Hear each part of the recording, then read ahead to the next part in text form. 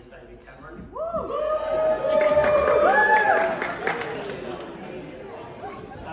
Usually it's my wife, Mel, who does most of the talking in our house. So I'm going to make the most of this opportunity. She has said she's going to step in if I start blubbing, so be prepared. Firstly, I'd really like to thank all of you for coming to Matt and Lizzie's wedding. We know how blessed we are to be able to have so many of you at this time, so we really, really appreciate some of the distances you've travelled just to be here today, so thank you. Also, I'd like to really thank all of Matt and Lizzie's friends down here in Southampton. Done an amazing job, worked really hard to make this what it is today, so thank you all. It's a really, really good effort.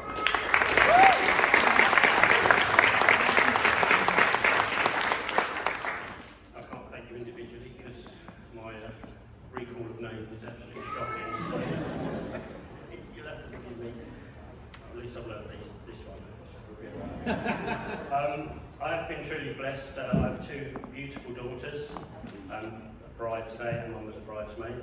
So, for some reason Mel seems to think they've got me wrapped around their little finger. Yeah. I think she's probably right. She normally is. But today I get to focus on you, Isabel. Izzy, as we've been thinking. You've always been a delight. Blue-eyed, curly-haired, a chatterbox, in case you didn't realise, but very charming nature, strength of character, and she won my heart as soon as she was born. Here we go. Kind. I'll look at her. Friendly, loyal, compassionate, talented and hard-working. It's been a real pleasure watching you grow. Particularly seeing all the gifts and skills she's got with young people. It's been brilliant watching her lead worship in your church online, so one good thing during lockdown was we were able to watch your church and seeing you lead the worship and singing has just been amazing, so thank you for that. There are so many, I can't even list all the ways you make me proud. For me,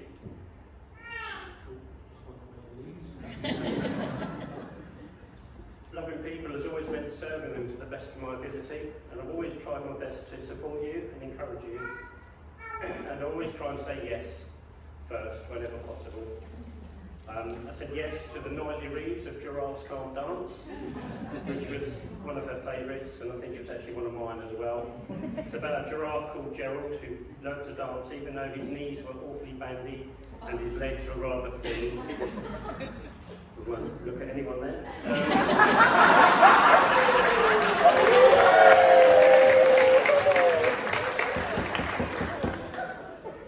was told not to ad lib, I do apologise. I said yes to the middle of night requests of will you put me back to bed, which lasted for years and years and years.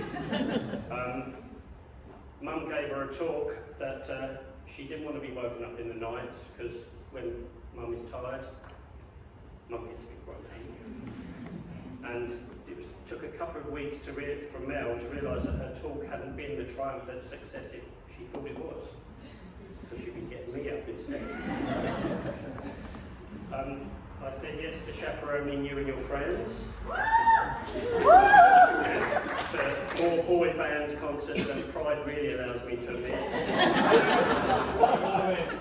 Though Union J concert in Ipswich was one where I got to sit outside the concert venue for 6 hours. I got to sit through the concert and then wait outside for another hour afterwards.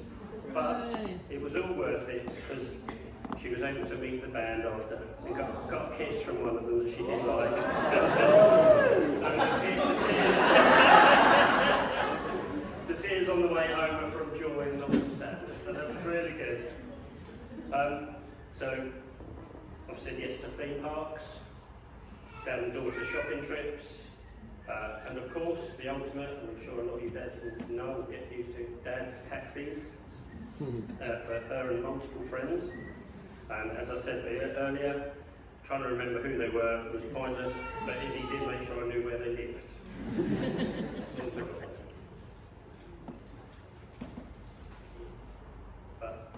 hasn't changed a single thing. And despite your move from Essex to Southampton a couple of years ago now, you can still rely on me and your mum to always support you, encourage you and pray for you and cheer you on as you journey through life. Surprisingly, the most repeated request was to bring a cold drink and a prayer at bedtime.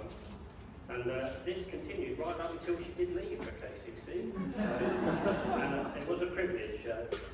You never know when they're not going to ask. So I always like to think that doing these things was a privilege. And it was even reinstated at the start of lockdown. And I could do it again. But it was only after a few weeks I thought, I ain't getting a call. If I'm not bringing up a drink, because someone else was more important at that time.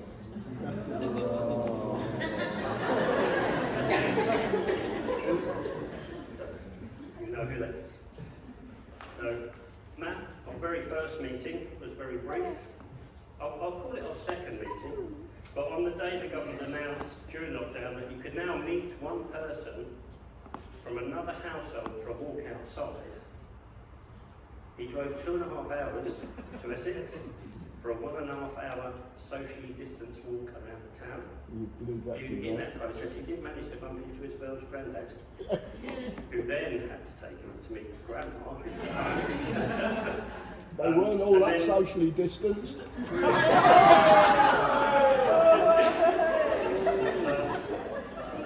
And I'm not even sure at this point that she'd agreed to go out with him, so I think we guessed he was quite keen. And even though, as he told us, she thought he must be mad, I think there was a bit of inner delight there that he'd driven all that way.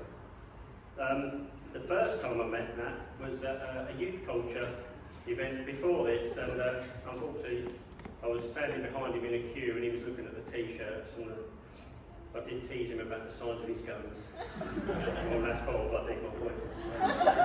But he hasn't held it against me yet, so. But Matt, we are delighted that you are joining our family, and we officially welcome you today.